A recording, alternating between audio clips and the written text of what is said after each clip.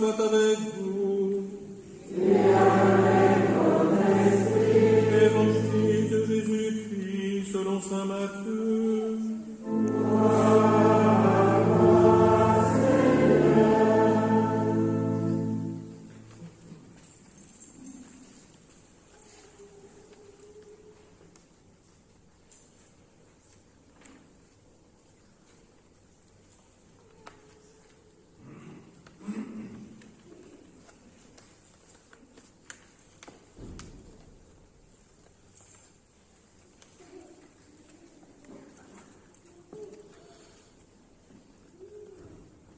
En ce temps-là, voyant les foules, Jésus gravit la montagne.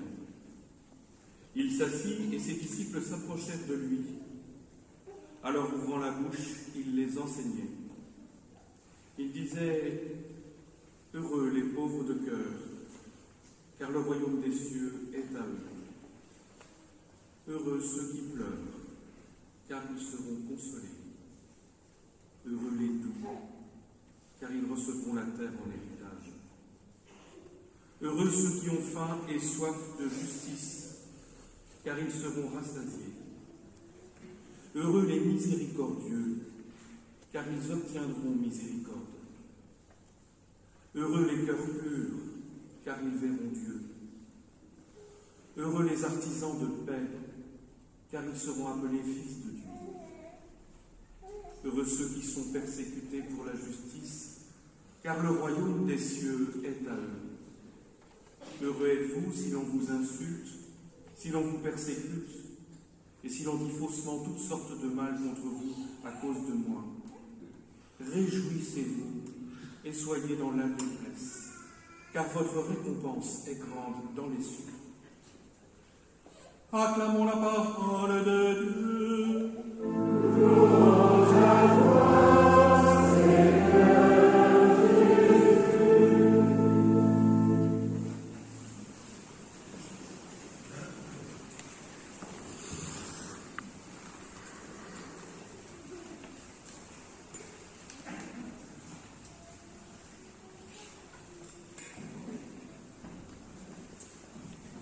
Vous connaissez cette expression, frères et sœurs, quand tout va mal, on dit « c'est le monde à l'envers ». Quand des choses anormales arrivent, il neige en été, on bronze à l'automne, c'est le monde à l'envers. Mais il y a évidemment des choses bien plus graves. Nous disons « c'est le monde à l'envers ». On tue dans une église, on s'insulte, on est obligé d'être enfermé. C'est le monde à l'envers, c'était pas comme ça avant. Alors ce monde à l'envers, le Seigneur Jésus voudrait nous aider à le remettre à l'endroit. Et l'évangile aujourd'hui, en cette fête de tous les saints, c'est le monde selon le cœur de Dieu. Et c'est un monde qui est à notre portée de main et de cœur. C'est pas seulement plus tard le paradis, c'est aujourd'hui le combat spirituel de ceux qui suivent Jésus et qui sont compagnons des saints et des saintes de Dieu. Et la première chose qu'il faut faire, c'est comme dans l'Évangile. Jésus gravit la montagne et ses disciples le suivent. Frères et sœurs, il nous faut d'abord nous élever avec Jésus.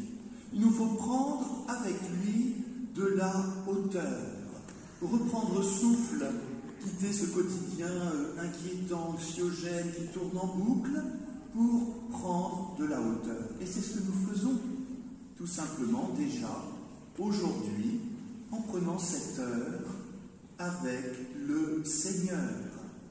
Il nous faut prendre de la hauteur. Il nous faut aussi reprendre souffle. Il nous faut aussi faire silence. Quand il y a eu ces terribles attentats de Nice, un prêtre a dit « J'ai coupé la télé, j'ai coupé Internet, je suis allé prier. » Et beaucoup d'entre nous avons fait de même. Se retrouver dans le silence avec le Seigneur Jésus, quitter les marécages de l'immédiat, du sensationnel, des infos en boucle, des petites phrases assassines, des commentaires tout faits, pour, avec Jésus, nous mettre à son écoute. Voilà, frères et sœurs, une première antidote, un premier médicament pour nous aider à remettre ce monde à l'endroit, c'est de faire silence, de nous retrouver dans la prière et d'écouter le Seigneur Jésus. Qu'il est bon, frères et sœurs, d'être auprès de lui, qu'il est bon de l'écouter, qu'il est bon de le laisser nous enseigner. Auprès de lui, personne n'est confiné. Notre espace intérieur se dilate, nous respirons plus large et tout d'un coup nous nous retrouvons entourés des autres chrétiens. Nous formons ce peuple de Dieu, entourés des disciples, des apôtres, de la Vierge Marie, des saints et des saintes du ciel, pour reprendre souffle. Eh bien, écoutons Jésus. Et Jésus proclame une charte, il proclame un programme, une charte de ce monde à l'endroit de ce monde que Dieu veut créer à nouveau. Et ce monde, il est marqué par ce refrain, heureux. Heureux êtes-vous dès maintenant, parce qu'une promesse vous est faite. Alors qui est heureux? Heureux les pauvres de cœur, heureux ceux qui pleurent, heureux les doux, heureux les miséricordieux, heureux les cœurs purs, heureux les artisans de paix, et heureux même ceux qui sont persécutés. Parce que Dieu ouvre un chemin d'un bonheur authentique qui est, c'est vrai, un combat spirituel. Tous ceux qu'on vient de citer, le monde dit, pas de chance. Vous n'avez pas de chance. Vous pleurez, tant pis pour vous. Vous êtes pauvre, débrouillez-vous. Vous êtes doux, être doux dans un monde dur, pas de chance pour vous. Et ainsi de suite. Le monde se moque, le monde rit de ce que le Seigneur nous donne en exemple. Mais qui a raison? Qui a raison? C'est Jésus. Et le monde dont il nous donne la clé est un monde réel, grâce à Jésus, grâce aux chrétiens et à toutes les personnes de bonne volonté, depuis 2000 ans. Eh bien, ce monde, selon le cœur de Dieu, sans cesse, permet de repousser la violence, la haine et la désespérance. Et donc, avec Jésus, frères et sœurs, nous choisissons le bon combat. Et dans ce bon combat, nous avons les promesses de Dieu. Heureux les pauvres de cœur, car le royaume des cieux appartient déjà à eux, c'est-à-dire à nous. La promesse n'est pas seulement pour plus tard, même s'il y a aussi un avenir qui est promis. À la fois, dès maintenant, nous sommes dans ce royaume de Dieu en marche, et à la fois, nous est promis l'abondance de l'aide, des grâces, du soutien du Seigneur.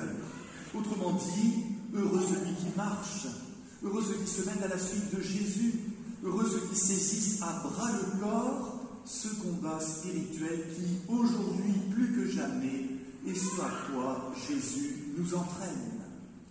Alors, évidemment, nous pourrions être impressionnés et dire « Mais Seigneur, on ne va pas y arriver.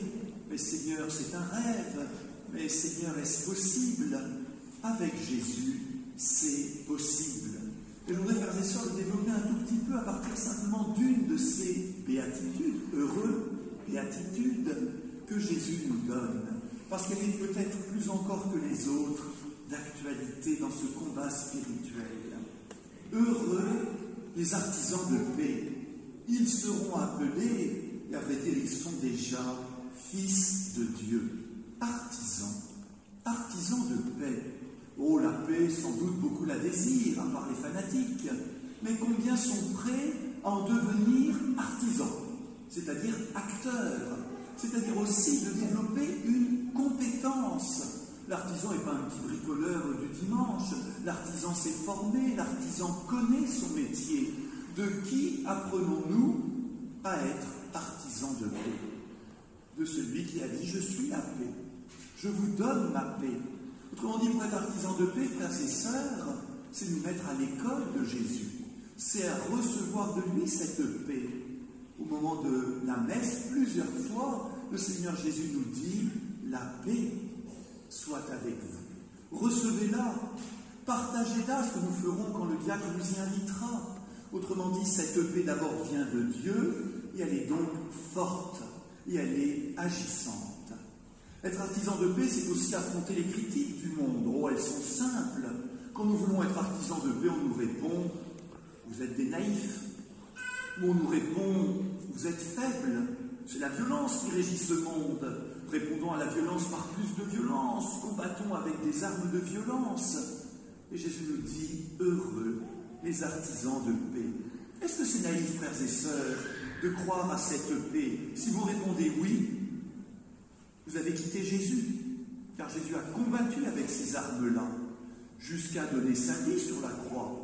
Jésus n'était pas naïf en pensant que la paix serait accueillie à bras ouverts, que immédiatement que ce mot serait prononcé, tous diraient « mais oui, mais oui ». Jésus a été mis à mort, il a donné sa vie sur la croix en combattant pour cette paix qui vient de Dieu et qui n'est pas facile. Et pourtant, la croix a vaincu le monde. L'Empire romain a tenté par la violence des armes, par la violence policière, de combattre la paix des chrétiens, il a perdu. Alors ce n'est pas des petits fanatiques qui vont nous faire peur. Si l'Empire romain a été défait, croyez-moi qu'aucune puissance humaine ne peut à long terme, je n'ai pas dit immédiatement, à long terme, s'opposer à la paix qui vient de Jésus. Autrement dit, dans ce combat, frères et sœurs, nous ne sommes pas naïfs. Nous savons qu'il est difficile, nous savons qu'il est rude, mais nous savons qu'avec Jésus, nous serons vainqueurs.